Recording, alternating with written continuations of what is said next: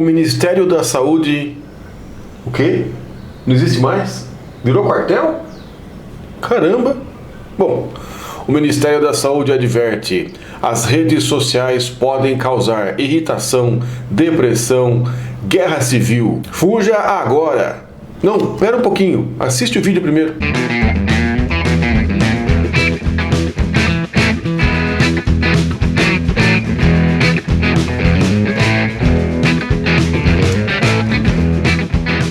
Pois é, moçada, bem-vindos a mais um vídeo do canal História Recente. Eu vou falar um pouquinho sobre o documentário que saiu agora, faz poucas semanas, faz poucos dias, chamado Dilema das Redes, né? Está disponível no Netflix, não sei se está mais em alguma plataforma, mas ele teve bastante repercussão. Nós já fizemos um vídeo, vou colocar o card aqui, ou aqui, em algum lugar aqui, de um vídeo que eu fiz antes sobre um outro documentário que tinha um caráter mais político, né? Mais fortemente político, que era a privacidade hackeada, The Great Hack. E aquele vídeo lá foi sobre também essa questão do que significa estar nas redes, né? Principalmente como que é esse processo de manipulação de comportamento. Então está ficando muito claro, quer dizer, no começo as pessoas achavam que era uma teoria da conspiração, mas agora está se tornando assim... não vou dizer que dominante, mas está indo para o centro do debate, né? Está indo para o mainstream, essa constatação de que redes sociais manipulam comportamentos, é um produto que se vende. Então a gente pensa que a gente pode navegar de graça nas redes sociais porque eles fazem anúncios para a gente, então assim, o bem vendido ali seria a publicidade, mas cada vez mais a gente está descobrindo, né? Primeiro o Facebook descobriu, depois outras redes sociais descobriram que na verdade o que está à venda ali somos nós, né? São os usuários, ou seja, os nossos dados. Isso tudo é vendido para empresas que sabem e que vendem a manipulação do nosso comportamento. Então esse é um detalhe significativo que tem ficado cada vez mais presente, e isso coloca um dilema, né? Se eu vou comentar aqui o documentário Dilema das Redes, isso coloca um dilema também para o próprio canal História Recente. Quer dizer, nós estamos dentro das redes e nós estamos participando desse processo, né? De alguma forma. Quer dizer, é um canal pequeno, tem uma quantidade relativamente pequena de inscritos, né? A gente chegou num patamar, ele não consegue passar a barreira dos 1.500 inscritos no canal, mas assim, mesmo sendo um canal pequeno, você participa desse ecossistema. Eu acho que foi o Iclis Rodrigues, né, que falou dessa ideia do ecossistema das redes sociais. Então a gente faz o canal imaginando contribuir com uma determinada visão de mundo, com uma concepção ali em que a história aparece como um fator de esclarecimento das pessoas. A gente tenta trazer uma história que não se dobra aí a pós-verdade, a fake história e esse tipo de coisa, né? Trazer um comportamento, trazer uma reflexão, um comportamento de reflexão sobre a história, principalmente. E de repente a gente olha esses documentários e a gente pensa, o que a gente está fazendo aqui? Eu estou, na verdade, colaborando com esse processo, e vocês que estão assistindo, que fazem parte do canal, vocês estão colaborando com esse processo. Olha que interessante, né? Enquanto eu estou gravando aqui, está vendo o blip do Facebook, quer dizer, eu estou em pelo menos 2 redes sociais ao mesmo tempo enquanto estou gravando esse vídeo. O que eu achei desse documentário? Eu acho que o documentário ele é alarmista, e é bom que seja alarmista, mas a gente também tem que olhar isso aí de um ponto de vista crítico, né? Lá pelo finalzinho do documentário, se você não quer spoiler, né? Não sei se existe spoiler do documentário, acho que isso seria uma coisa muito engraçada. Não me conta aí, porque eu não sei o que vai acontecer no final. Falei, meu filho, né? Documentário não vai ter tanta surpresa assim, em termos de, como se fosse alguma coisa de série, né? De um enredo ali, de ficção e etc. Mas enfim, né? Sei lá, se você não quer estragar alguma eventual surpresa, assiste primeiro o documentário, depois você vem pra cá.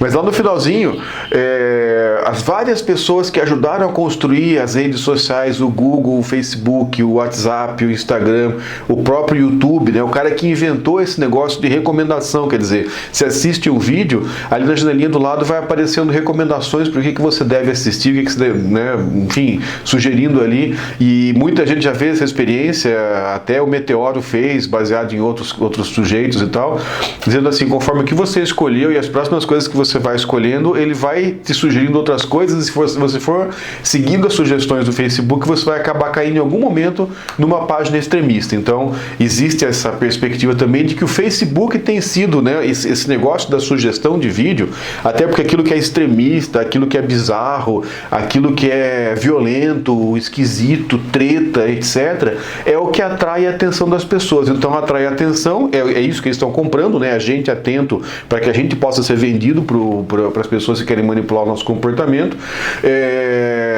E aí, assim, como eles garantem a atenção da gente chamando coisas cada vez mais bizarras para que a gente não saia da plataforma, para que a gente continue assistindo ali. Então, se você for seguir as recomendações, várias experiências, né? Não é um estudo aí sistemático, mas várias experiências já mostraram que o YouTube te empurra para aquilo que é extremista, bizarro, violento e etc. E isso explica, do meu ponto de vista, esse tipo de coisa explica como é que maluquices como Terra plana, por exemplo, conseguem ter uma dimensão, conseguem ter uma presença hoje, né? Há um tempo atrás seria assim, só um grupinho de pessoas muito isolado, muito específico estaria dentro dessa. Hoje Terra plana é uma coisa assim, que muita gente, eu diria assim, 30% da população cogitam essa possibilidade, e uns 10%, aí isso aí tem estatística, 10% efetivamente acreditam que a Terra é plana, né? Então essa é uma situação aí que as redes sociais trazem pra gente.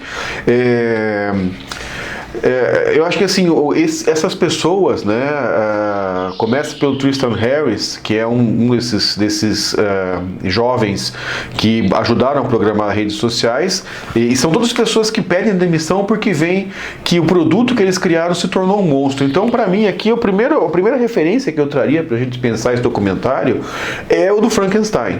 O Frankenstein, dentro da literatura, no romantismo, né, a criatura, porque o Frankenstein é um médico, a gente sempre troca isso, né? Mas a criatura de Frankenstein, ela é dentro do romantismo, ela é uma referência, é um arquétipo da própria modernidade, né? Do desencadear das forças da natureza a partir da pesquisa e da ciência que vão acabar perseguindo a gente. Então, para mim, a primeira imagem que me vem é essa: os caras que criaram as redes sociais agora estão exatamente como o Dr. Frankenstein, desesperados porque a criação deles está ameaçando destruir o próprio cientista, né, o próprio técnico, no caso, o próprio engenheiro, e tudo que ele ama. É isso que é a criatura do Frankenstein. Então essa é a primeira grande imagem literária que eu trago para a gente pensar esse documentário. Coisas que eu achei complicadas no documentário, que eu acho difícil de concordar. Eles dizem assim: as redes sociais causam radicalização. E aí tem um discurso muito de isentão, que é assim: as redes sociais causam radicalização, e aí você tem radicalização política à direita e à esquerda. Eu não concordo que isso aconteça, eu não vejo isso acontecendo, sabe? Eu não vejo assim você ter uma grande parte da população indo atrás de um líder de esquerda para votar nele, etc. Muito pelo contrário. Eu acho que os partidos de extrema esquerda são partidos que continuam tendo traço em pesquisa eleitoral, e quando você vai para as eleições, são aqueles partidos que nacionalmente, no caso do Brasil, que é um país gigante, uma população enorme, eles têm ali, sei lá, 10 mil votos, 20 mil votos, que é um traço, basicamente, né? Então eles não tá tendo radicalização à esquerda. Isso para mim tem um motivo muito claro: a esquerda não tem dinheiro, a extrema esquerda não tem empresário que financie, não tem nenhum empresário maluco, né? Engels morreu e não deixou descendentes, pelo jeito, né, para financiar a esquerda, a extrema esquerda. Então os caras não têm dinheiro, aí eles não vão comprar as redes sociais, não vão lá contratar as redes sociais para influenciar pessoas, para manipular comportamentos para as pessoas irem para a extrema esquerda. Então isso é uma coisa, por exemplo, o Meteoro, né, o canal Meteoro faz uma abordagem nesse sentido, e até coloca lá o Rui Costa Pimenta dizendo: o YouTube me recomendou o vídeo desse cara aqui que é de extrema esquerda, que acha que o PSOL é de direita. Mas eu não concordo com isso, né? Eu acho que eles estão fazendo aí uma falsa equivalência entre extrema-direita e extrema-esquerda, para poder posar de isentão, falar, não, a gente não está nem de um lado nem de outro, tal. Temos que ser claro, gente, as redes sociais, elas são prejudiciais à esquerda, quer dizer, boa parte da crise da esquerda é dos seus próprios problemas, é evidente, eu não quero tirar essa discussão da reta, mas você vê que a esquerda no mundo está numa crise de legitimidade, de representação que tem a ver com as redes. E a extrema-direita teve uma ascensão que também está relacionada ao crescimento das redes, né? Por quê? Porque tem empresário que investe na extrema-direita, mas não tem empresário, não tem quem tenha dinheiro que investe na extrema-esquerda. Então, por favor, né, essa falsa equivalência que eu vi nesse documentário, no Dilema das Redes, que eu já vi acontecer no Meteoro, eu acho que não faz nenhum sentido. Não faz nenhum sentido pela razão mais simples: siga o dinheiro. Né? Não tem dinheiro financiando a extrema-esquerda. Então eu acho que isso é uma coisa errada.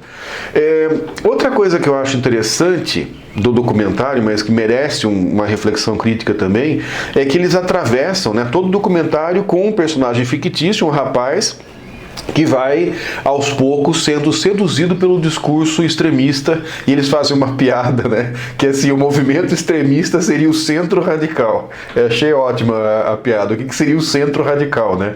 Mas esse movimento do centro radical, eles vão pegando exatamente a linguagem, né, desses movimentos extremistas e tal, e o menino vai sendo seduzido cada vez mais, cada vez mais, cada vez mais, até que no fim ele acaba sendo preso, e não sei se a mãe ou a irmã dele acaba sendo preso junto com o menino por conta da maluquice que ele fez de se deixar seduzir pelas redes. E aí tem uma analogia para mim que eu acho que é bastante significativa, que é a do uso de drogas, ou seja, a rede social como uma coisa equivalente ao próprio uso de drogas, né? É isso que é desse jeito que a coisa vai sendo narrada no documentário. E aí eu acho que a gente pode fazer uma reflexão interessante, que é a seguinte: por mais que eles falem que todas as pessoas são afetadas do mesmo jeito pelas redes sociais, eles passam essa ideia até para aumentar o alarme, para que a gente possa se mobilizar e fazer alguma coisa antes que seja tarde demais. Volto a dizer, nesse caso eu acho que o alarmismo é bom para que as pessoas caiam da cadeira e vão atrás de procurar fazer alguma coisa para mudar essa lógica das redes sociais antes que seja tarde. Eu acho justo. A gente também tem que pensar criticamente que as redes sociais não afetam todas as pessoas do mesmo jeito, né? Você tem pessoas que são tremendamente afetadas, e do mesmo jeito que as drogas não afetam as pessoas do mesmo jeito, né? Todo mundo fala, as drogas são um grande perigo, etc, etc. Só que assim, muita gente experimenta drogas. A gente tem que ter essa clareza, né? Ao longo da nossa juventude, ao longo da nossa vida, nós experimentamos diversas drogas, mas as pessoas que se tornam dependentes são um grupo muito específico. E aí, provavelmente por razões biológicas, mas também por razões de ambiente. O drogado geralmente é alguém que opta pela droga porque a vida dele é uma droga pior do que aquela. É essa que é a grande questão que as pessoas não querem enfrentar. Querem dizer, não, o problema é só químico e algumas pessoas se viciam. Enfim, não vou entrar na discussão aqui sobre drogas, mas eu acho que uma coisa que a gente tem que levar em consideração com bastante seriedade é que a rede social pode sim ser comparada a uma droga. A gente vê lá atrás, tem vários estudos, né, vários estudos e várias indicações. Eu acho que aqui tem um cara, né, que aparece também no documentário, o Jaron Lanier, 10 argumentos para você deletar agora suas redes sociais. Eu acho que até eu mesmo já mencionei ele naquele vídeo. Acho que eu vou colocar o card aqui de novo, ver se dá certo, né, de aparecer mais de uma vez o mesmo card. Naquele vídeo que eu falava sobre o The Great Hack, sobre como é que é o nome do documentário? Bom, aquele documentário lá que aparece as pessoas da Cambridge Analytica, né? Mas enfim, vocês olhem ali no vídeo se vocês tiverem interesse. Esse sujeito vai dizer que sim, as redes sociais, ou a curtida, ou a lógica de você ficar esperando uma curtida, né? Ficar esperando alguma coisa, é um vício em dopamina que os caras descobriram como que funcionava a partir dos jogos online, daquele negócio de aposta online. Então, essa metodologia de você viciar pessoas, ela foi descoberta a partir de pessoas que são viciadas em jogo e como que isso foi produzido nas redes por sites de jogos online. Então tem essa dimensão do vício, né? Não é uma substância ciência, mas ela é uma prática, como por exemplo o jogo também é uma prática social, a rede social também é uma prática que tem uma possibilidade muito grande de viciar pessoas. Mas como drogas, né, jogo também é uma coisa que não vicia todo mundo. Ele vicia uma parcela da população por conta de algumas, vamos dizer assim, suscetibilidades, predisposições dessas pessoas a se viciarem. Então acho que, assim, volto a dizer, temos que ficar alarmados sim, mas vamos com calma, porque as redes não viciam todo mundo do mesmo jeito. E aí, isso poderia parecer o contrário do discurso que eles fazem. Se as pessoas não são todas viciadas do mesmo jeito em redes sociais, quer dizer, se elas não se tornam dependentes e completamente manipuladas por redes sociais do mesmo jeito, então quer dizer que isso não tem efeito? Quer dizer, o poder que elas construíram não seria tão grande assim? Olha, para a política, que eu acho que o nosso principal problema é esse, rede social está matando democracia, para a política você não precisa convencer muita gente. Quer dizer, se a rede social consegue interferir e mudar e manipular o comportamento de 10% das pessoas que antes eram pessoas indecisas, isso já muda tudo. Se você for parar para pensar, por exemplo, a última eleição que elegeu o Jair Bolsonaro, ela teve assim, a esquerda com o Haddad teve alguma coisa próxima de 30% dos votos. E o Bolsonaro teve alguma coisa próxima de 40% dos votos. Você ainda tem alguma coisa ali mais ou menos em torno de 20 e poucos por cento, que são pessoas que votaram branco, nulo ou nem foram votar. O que aconteceu ali é assim, a gente tem mais ou menos essa estrutura, né? essa divisão eleitoral no Brasil. Então basta que eu consiga fazer com que pessoas que não votavam passem a votar no meu candidato, que aí eu ganho a eleição. Esse é o grande problema para a democracia. Dois grandes problemas. Matar a possibilidade de debate, porque as pessoas vivem em mundos diferentes, né? Ao fazer política na rede, ao momento em que a rede se torna o espaço público da política, mas na verdade é um espaço privado controlado por empresários, não é um espaço público, a partir do momento que isso acontece, eu mato o debate, porque as pessoas não veem as mesmas coisas. Quer dizer, cada uma vê as coisas dentro da sua própria bolha, vê a linha do tempo, vê as informações que reforçam a sua própria opinião. Então isso radicaliza e torna impossível que as pessoas entendam o pensamento dos outros, porque você não vê o que ela viu, você vê as coisas que você viu. Aí um olha para o outro e fala assim, eu não entendo como você pode pensar um negócio desse, você é uma pessoa inteligente, você não é burro, né? Como é que você pode ter essas opções? Olha, porque as pessoas estão vendo coisas diferentes, estão se informando sobre o processo político, sobre o processo social, de forma diferente. Então, eu acho que a questão do vício é essa. Acho que a gente tem que pensar a partir dessa perspectiva. Será que a saída não está nas próprias redes? Concordo, né? O documentário passa essa afirmação. Não é a própria rede que vai se autorregulamentar, que nem o Mark Zuckerberg, né, o dono do Facebook, do Instagram, do WhatsApp e o que vier pela frente, ele traça também. A gente fala assim, mas eu estou só mandando no WhatsApp aqui, ninguém está me controlando. Não, meu filho, você tem uma conta no Facebook, você tem uma conta no WhatsApp, você tem um telefone, tá tudo vinculado. Instagram também, tá tudo junto. Você está sendo observado, seus dados estão sendo gravados, né, estão sendo controlados do mesmo jeito. Então, né? Mas a eleição do Trump foi Facebook e Facebook não foi tão importante pro Bolsonaro, foi o WhatsApp, certo? Tudo a mesma empresa, né? Tudo a mesma empresa e você pode influenciar as pessoas do mesmo jeito com os dados que o Facebook tira da gente, né? Com o acompanhamento de dados aí que o Facebook tira da gente. Eu vou colocar alguns links para alguns vídeos ali para ajudar um pouco a entender mais esse processo, para quem não está na mesma página, né? E quer acompanhar um pouco mais. Então, eu vou colocar ali na descrição alguns desses vídeos que podem colaborar se você quiser continuar vendo esse tipo de assunto. Aí não é o Facebook não é o YouTube que está te sugerindo, sou eu, tá? Então é uma coisa um pouco diferente. Eu não sou rede. Embora eu esteja na rede, de certa forma, eu seja parte dessa rede também. Aí o Jaron Lanier, ele vai dizer assim, o melhor jeito de você resolver isso é você sair, para você forçar que eles mudem o jeito de fazer esse negócio. Eu fico pensando assim, será que é? Quer dizer, para esses caras que tem bilhões de pessoas dentro da plataforma deles, será que a gente consegue fazer um movimento, por exemplo, para tirar 100 mil pessoas? E se a gente consegue tirar 100 mil pessoas, eu fiquei um ano fora do Facebook, né? Não, né?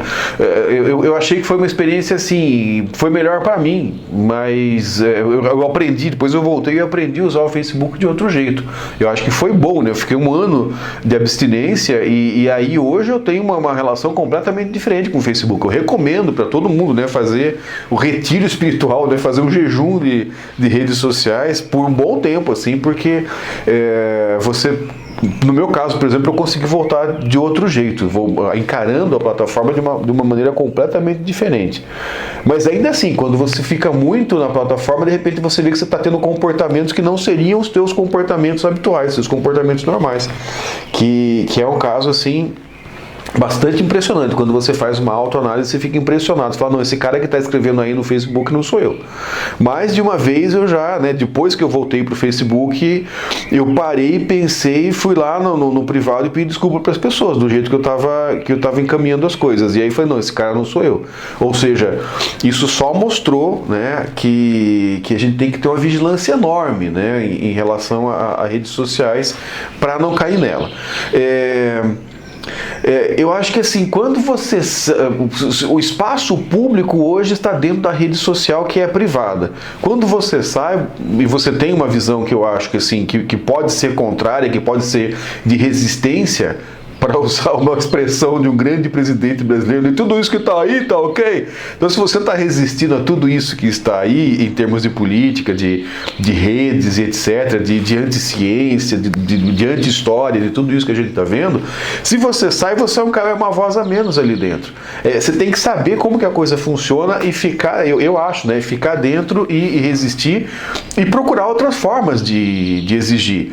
Então, eu acho que assim, dentro o que eu penso em relação ao canal do História Recente, primeiro, eu constato que é super difícil furar a bolha. Eu acho que isso tá muito claro. Mas não é por isso que a gente vai desistir de furar a bolha. Só que a gente tem que ficar claro também que a gente não vai furar a bolha só nas redes sociais. A gente tem que furar a bolha nas nossas próprias redes pessoais, nas nossas redes de relacionamento. Para isso, eu posso usar a rede social como ferramenta.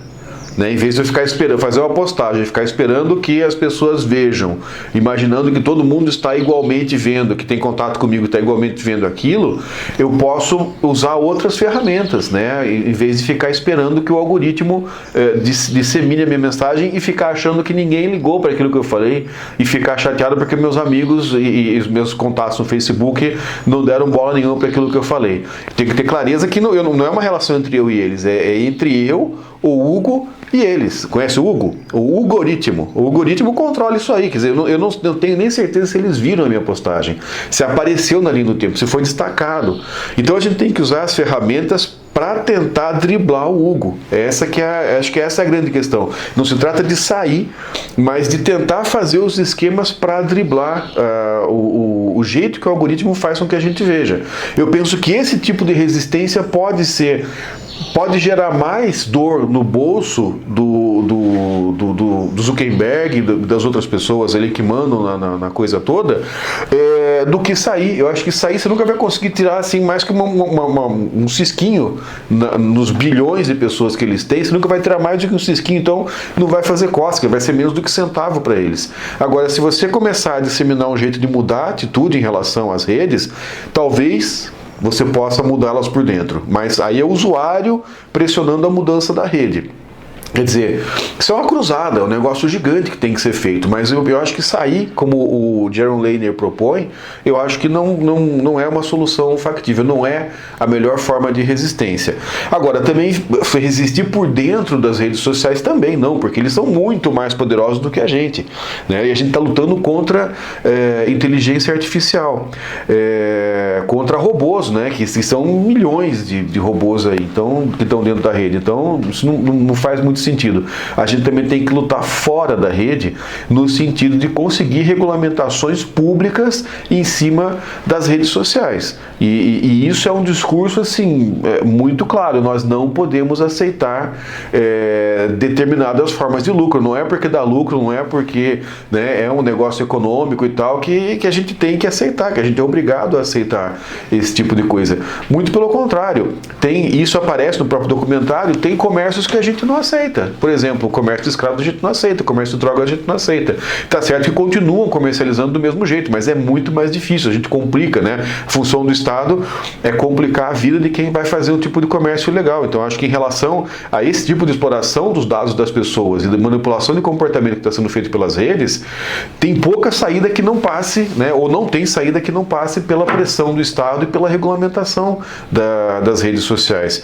E não venha me falar que isso é falta de liberalismo, que isso é calar a liberdade de expressão. Não, isso é ter condição de mínima de convivência entre as pessoas. Até para os liberais o Estado funciona para isso, para ter condições mínimas em que a gente possa ter uma convivência dentro do mercado, do que seja assim. O mercado não pode ser absolutamente livre, né? O mercado absolutamente livre é o caos absoluto. Até os liberais concordam com isso, exceto aí alguns que estão ainda com a cabeça no século XIX, né? Achando que as coisas podem ser assim.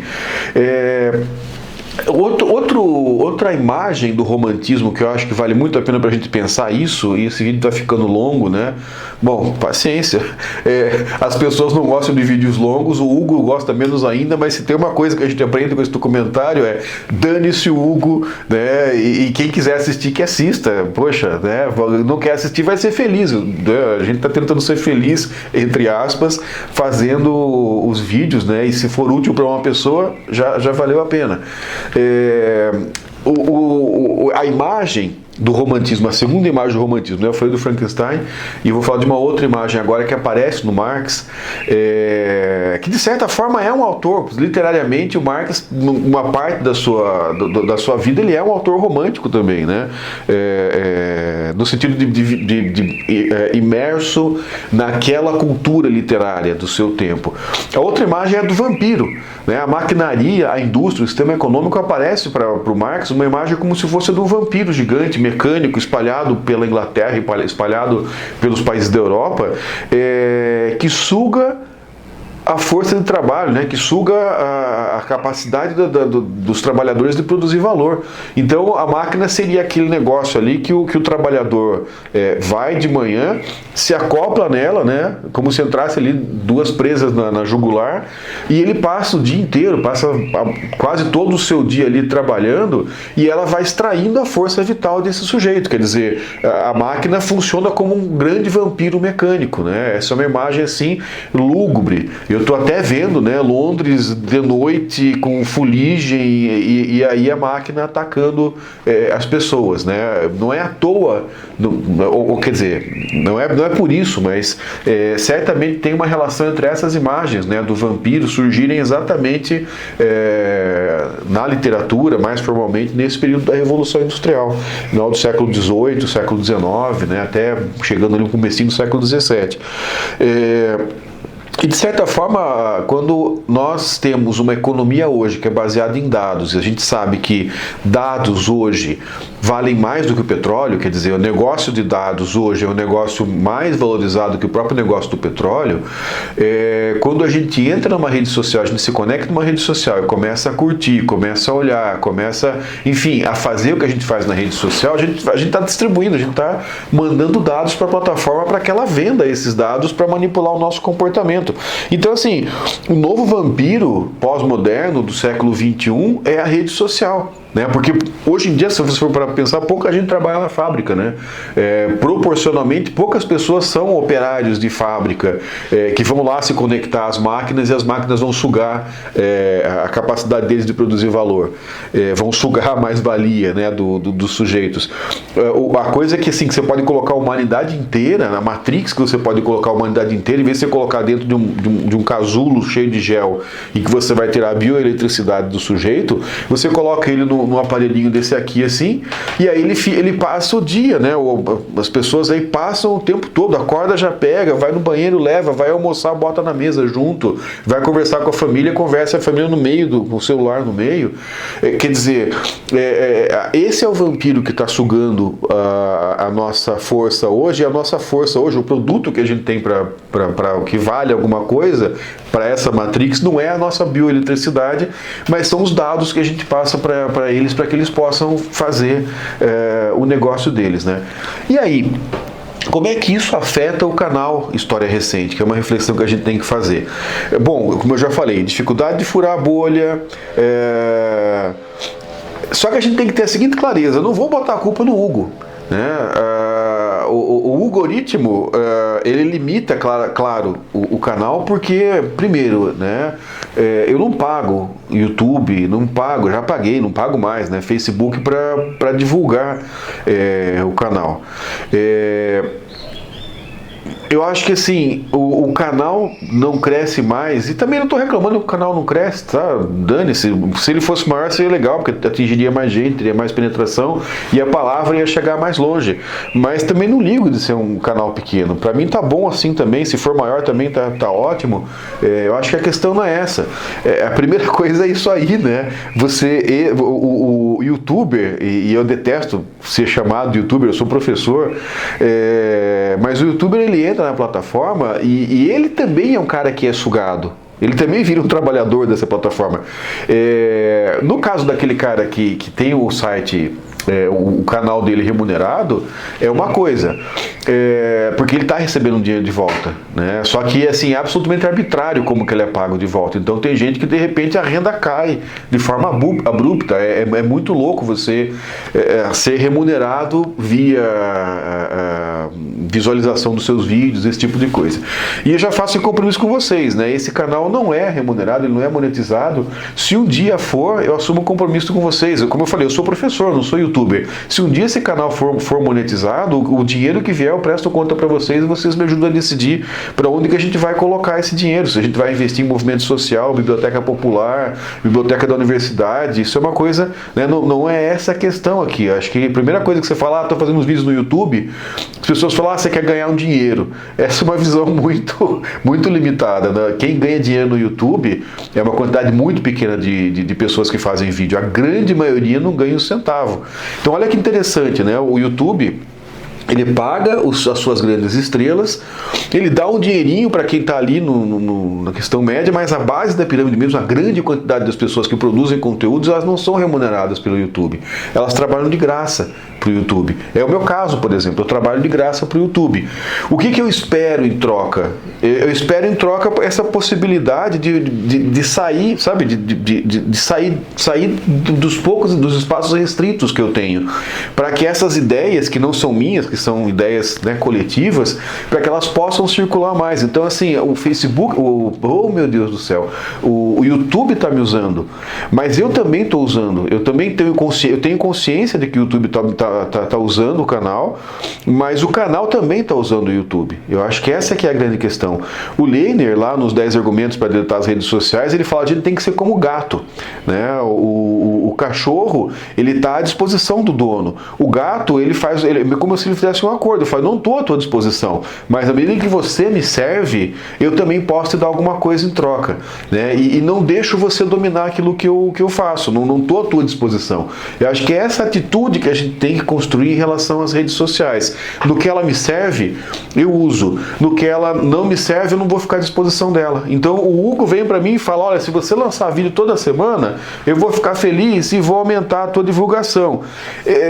Não vou fazer isso, porque tem semana, gente, vocês não fazem ideia, que eu tenho que dar 1 milhão de pareceres, tenho que dar aula o sábado inteiro, eu já trabalho a semana toda e aí nos finais de semana a gente faz alguma coisa também para o canal. Agora, muitas vezes, não poucas vezes, o meu trabalho invade meu final de semana. E outra, o meu final de semana é aquele tempo que eu tenho para me dedicar para minha casa, para minha família também.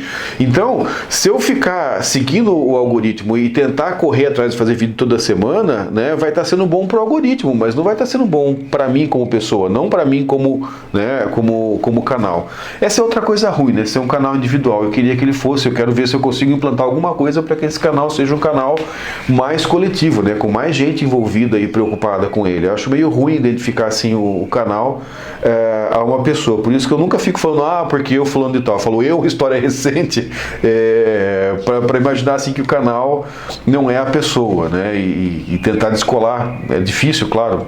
O canal tem essa característica desde o começo, mas é difícil descolar. Mas eu queria descolar. Eu queria daqui para frente tentar fazer uma coisa que mais gente participasse da criação, né, dos processos, etc.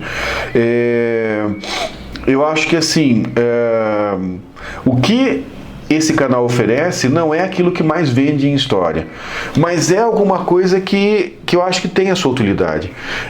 No final das contas, a gente está conseguindo atingir um grupo hoje que é de 1.500 pessoas, a cada vídeo ali você tem 100, 200 visualizações, que é principalmente aquele pessoal que gosta de história e que se profissionaliza em história. Então são professores de história, são estudantes de história, são pessoas que gostam, que não são nenhuma coisa nem outra, mas que gostam de história, e que estão buscando ali assim, não estão só buscando um entretenimento, mas estão buscando às vezes alguma ajuda no processo de argumentação, de conversa na sala de aula, de conversa com seus parentes, às vezes até de ajudar a organizar as próprias ideias, e acho que esse tipo de coisa vale a pena. É para um grupo pequeno, né? Não é um canal para ser um canal gigante.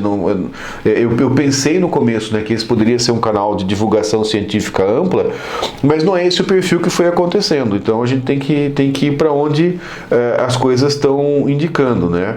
Bom, sobre essa característica, né, do próprio canal. Vocês desculpem que às vezes eu dou essas pausas, mas é que eu anotei as coisas aqui no papelzinho, e aí às vezes eu tenho que entender minha própria letra. Quem tem letra ruim sabe, né, o que é. Eu acho que assim, esse canal não consegue furar a bolha, mas eu imagino que esse canal existindo pode ajudar as pessoas que estão assistindo os vídeos a furar a bolha. Eu acho que esse pode ser um encaminhamento, né?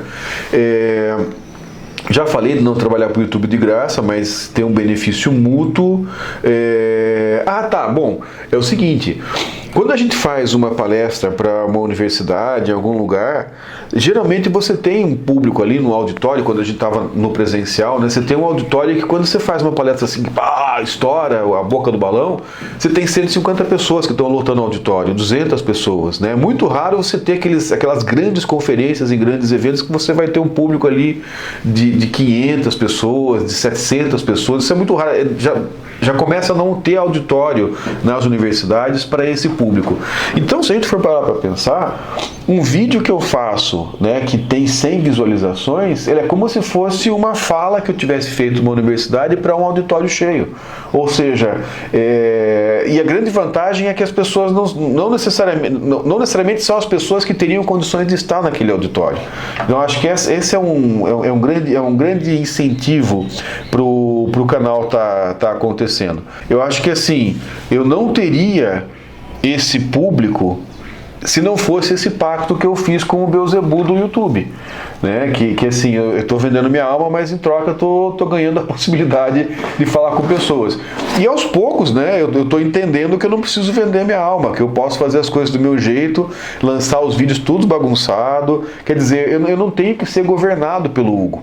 E isso é interessante, gente que vive do YouTube, os algoritmos não têm consciência, tá? Eles fazem coisa por tentativa e erro. Existe consciência assim do cara que programou o algoritmo e que quer que isso gere um determinado resultado. E os caras que viram o monstro que isso virou pediram demissão e foram fazer outra coisa na vida nas redes, né? Como o próprio documentário diz. Mas eu acho que assim, os algoritmos começam a governar as pessoas. Eles dizem assim, você tem que, sei lá, passar mais Nutella no cabelo para mais pessoas assistirem. Seu vídeo tem que ser mais bizarro para as pessoas assistirem. Ou você tem que lançar com tal frequência. Quer dizer, o algoritmo vai dando determinados estímulos para as pessoas para que elas ganhem determinadas recompensas. No caso deles, são recompensas financeiras, são recompensas em curtidas, né, que cada curtida já dá ali uma elevação de serotonina no sujeito. O estudo é esse, né, a manipulação é essa, o jogo é esse, mas também no caso desses caras é questão de dinheiro. E aí o que os algoritmos fazem, e o Layner explica bem no livro que eu mostrei ali, é fazer pequenas variações que são aleatórias para que a pessoa não entenda exatamente o que está acontecendo. E daí ela fica obsessivamente tentando obter aquele resultado de novo. Isso também é outro fator, outro mecanismo que funciona mais ou menos como droga. Aí esse tipo de situação vai levar a pessoa a uma dependência do YouTube, como youtuber, né? E aí não é raro você ter assim, vários e vários grandes youtubers que entram em depressão. E daí assim, até a própria depressão que eles entram acaba sendo um fator para criar vídeo para as pessoas poderem assistir. Mas isso é muito comum, né? Porque é uma coisa que tem a ver com essa relação abusiva com o YouTube. Então acho que assim, missões que a gente pode se estabelecer é ver como que a gente consegue ajudar as pessoas a construir relações que não sejam abusivas com as redes sociais. Lógico, em que as redes sociais abusem das pessoas, mas criar mais essa postura gato mesmo, né? Eu faço o que você quer na medida que isso seja útil para mim. Se, por exemplo, se é útil para o Facebook que eu passe 3 horas do meu dia no Facebook, não é isso que eu vou oferecer para ele, porque é ruim para mim. Né? É ruim para várias coisas, é ruim para a minha estabilidade psicológica, para a minha produtividade como trabalhador, para a minha convivência com as pessoas, com a família, etc. Então assim, eu não preciso dar aquilo que a rede social quer. Basicamente, o que a gente precisa construir como usuário da rede social é aprender a beber socialmente as redes sociais. Quer dizer, o álcool é um problema para quem é alcoólatra, e aí assim, as pessoas que são viciadas em redes sociais têm que se tratar mesmo. Não tem outro jeito, a gente tem que levar isso a sério, não é brincadeira. Agora, a maior parte das pessoas tem condições de usar as redes sociais socialmente, né? Como alguém bebe socialmente, ou seja, só com moderação, sem ser controlado, sem exagerar, sem ser dominado pela necessidade de usar aquilo. Esse que é o grande desafio que a gente tem que estar construindo a partir das redes, porque essa é uma outra conclusão que o documentário traz também. As redes em si são uma coisa boa, elas trouxeram coisas muito boas para a nossa realidade. Você poder chamar um Uber, você poder... É uma coisa fantástica, gente. Eu nunca dei tanta palestra internacional quanto esse ano, num ano só. Por quê? Porque para eu poder dar palestra internacional em outros momentos, eu teria que viajar até o país. E isso é uma coisa muito cara, muito complicada, muito cansativa. Nem sempre você tem verba, você não vai, né? Às vezes você bota do bolso, mas em geral eu não tenho muita condição de colocar dinheiro do bolso. Em geral, quando eu viajo, é viagem feita a convite, né? Ou com financiamento, eventualmente, das instituições, né, das fundações de financiamento da pesquisa, que agora acabou, né, para as ciências humanas também já era, e fim de papo. O fato da gente usar esses meios permite que a gente tenha essas possibilidades de comunicação. Então, eu percebo que isso está se intensificando muito. Para que você possa ter acesso ao pensamento de alguém, não só através de livro, mas da pessoa falando e conversando e discutindo, hoje, né, nessa lógica, está muito mais fácil. Então, a gente não pode negar esses aspectos positivos das redes. Só que a gente tem que chegar numa situação muito mais de equilíbrio. Eu acho que, assim, para terminar, a gente já está com um vídeo gigante, né? O Hugo vai detestar, ele vai bater em mim por estar fazendo um vídeo desse tamanho, mas enfim, é o que eu posso fazer. Eu precisava fazer esse vídeo, digo para vocês. Eu penso o seguinte: para a gente continuar em rede, a gente tem que saber quais são as condições em que a gente está atuando e entender que a questão não é assim, isso não está funcionando porque eu não sou uma pessoa legal, eu não consegui muitas curtidas porque eu não sou uma pessoa bonita, que é o que acontece com adolescentes principalmente, né? A gente tem que entender que não são as pessoas, na rede a gente está se relacionando com as pessoas, mas a gente está se relacionando com as pessoas filtrado pelo Hugo. né? O algoritmo vai fazer essa filtragem. Eu quero dizer o seguinte, gente, eu acho que assim, essa pequena comunidade que nós conseguimos conquistar com esses 3 anos de canal, ela é uma comunidade que eu valorizo, sabe? Pelos comentários, às vezes até assim, se encontra pessoas em algum lugar e fala, nossa, você é o cara da história recente, e você vê quem são essas pessoas, né? Poxa, é uma comunidade que eu valorizo, a gente que valoriza a história, a gente que estuda, gente que está preocupada com o ensino de história, está preocupada com divulgação científica. Então, volto a reafirmar, essa nossa comunidade é uma comunidade que eu valorizo muito, e por isso eu ainda penso que o canal cumpre uma função. Agora, devo dizer para vocês, se for possível regularidade de vídeo, a gente vai ter regularidade de vídeo. Se não for possível, eu também não vou ficar correndo atrás do algoritmo. E peço para vocês, né? Procurem mais do que esperem os vídeos chegar para vocês. Porque pode ser, por exemplo, que eu não consiga fazer vídeo por um mês. O algoritmo vai me jogar lá embaixo, não vai me sugerir para ninguém. Então o caminho tem que ser outro, né? A lógica tem que ser outra. A gente tem que criar outras redes. Eu acho que essa que é a questão. Temos que criar redes ativas. Então o que eu gostaria de fazer? Aproveitar as redes sociais com os contatos pessoa a pessoa que eu tenho, para pedir para que as pessoas passem a ser participantes do canal no sentido de receber a informação do vídeo, né, colaborar para a disseminação do vídeo, se quiser, etc. Mas é assim, convido as pessoas que quiserem, as pessoas que puderem, podem entrar nessa rede paralela.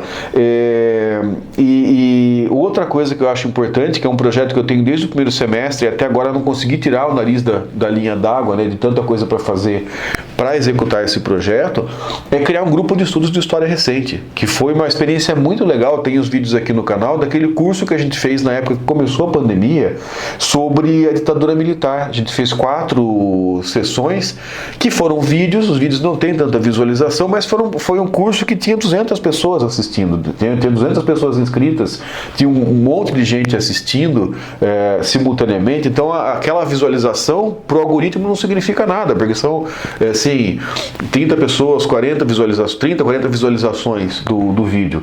Mas o processo de fazer aquele vídeo foi muito legal, porque a gente criou uma rede e muita gente assistiu aquilo na hora que estava sendo transmitido, né? Só que assim, isso não aparece porque a gente estava usando o Google Meet, não estava usando outra plataforma. Então eu gostaria muito de agora de dar partida a esse negócio do grupo de estudos em história recente, porque daí não é a gente tentar fazer vídeo para ganhar visualização, mas é criar um projeto de extensão vinculado com a universidade que possa dar certificado para que professores usem na sua ascensão, para que estudantes usem como carga horária extracurricular. Quer dizer, uma coisa que tenha uma efetividade real e que ao mesmo tempo use a ferramenta da rede. Eu acho que são essas alternativas que a gente vai criando para que o canal possa, para que a gente possa ser gato, né, nessa coisa ali. Gato no sentido felino da coisa, né? Para que a gente possa usar a rede conforme ela nos interessa e não conforme nós interessamos a ela, né? Não ficar dependente do que ela quer que a gente faça, do que ela quer que a gente queira. Eu acho que essa é a grande questão. Enfim, pessoal, era isso. Desculpe, acho que esse vai ser o maior vídeo, né, em termos de tamanho, um dos mais extensos, mais demorados aí do canal, mas eu acho que é um vídeo necessário. E para não perder o hábito, eu vou fazer o bordão do História Recente. Obrigado por assistir e até a próxima.